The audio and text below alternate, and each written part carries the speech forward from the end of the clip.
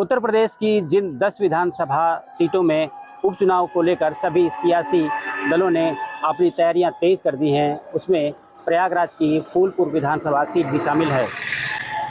इस सीट को लेकर एक तरफ जहां समाजवादी पार्टी और कांग्रेस की तरफ से लगातार तैयारियां मजबूत की जा रही हैं, अपने पदाधिकारियों और संगठन से जुड़े लोगों को एक्टिव किया जा रहा है, तो वहीं अचानक भारतीय जनता पार्टी के खेमे में खामोशी आ गई है। सवाल यह है कि भाजपा के खेमे में इस खामोशी की वजह क्या है। गौरतलब है कि प्रयागराज की फूलपुर विधानसभा सीट के लिए प्रभारी के तौर पर उत्तर प्रदेश के डिप्टी सीएम केशव प्रसाद मौर्य और यूपी के ही मंत्री राकेश सचान को नियुक्त किया गया है। उन दोनों की जिम्मेदारी है।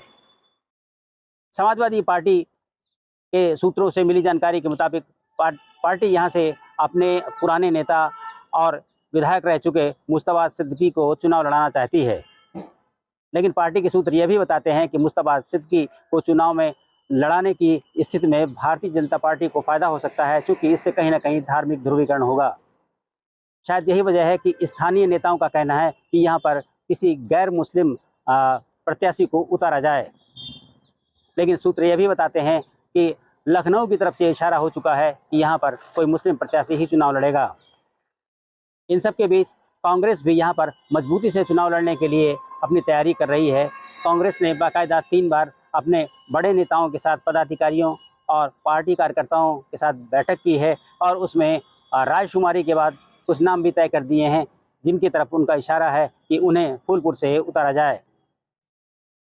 कांग्रेस का कहना है कि फूलपुर हमेशा उनके लिए एक प्रतिष्ठा की सीट रही है, लिहाजा उन्हें गठबंधन की तरफ से ये सीट दी जाए।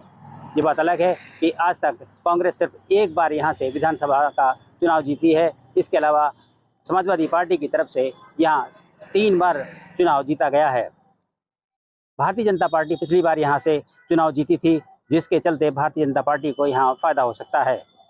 भाजपा में जिस तरीके से कई लोगों की दावेदारी है, वो भी एक बड़ी वजह मानी जा रही है कि जिसकी वजह से पार्टी अभी इस बात का इंतजार कर रही है कि समाजवादी पार्टी या कांग्रेस की तरफ से कौन सा प्रत्याशी यहाँ पर मैदान में उतरता है, जिसके बाद पार्टी अपनी गतिविधियों को तेज करेगी।